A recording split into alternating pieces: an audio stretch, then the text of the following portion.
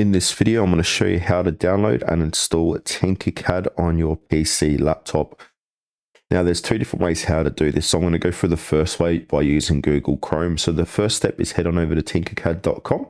Now, once you're on this page, on the URL bar to the far right, we've got a little install Tinkercad option. So it's going to say install app from tinkercad.com. Click on the install button.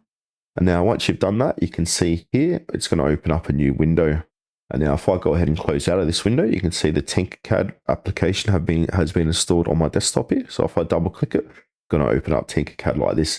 Now, another way to do this, if you don't have Microsoft, so Google Chrome, we can use Microsoft Edge as well.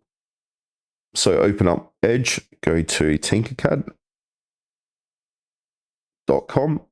Now, once you're on tinkercad.com, want to go ahead and click on the three dots here, or I might have the install Tinkercad option here. So click on the near the star of app available, which is good, and then click on the app available, install Tinkercad. So use this so often, install the app, which opens in a focus window, has quick access options like pin to taskbar and syncs across multiple devices. Go ahead and click on install, and that's going to install this onto your PC.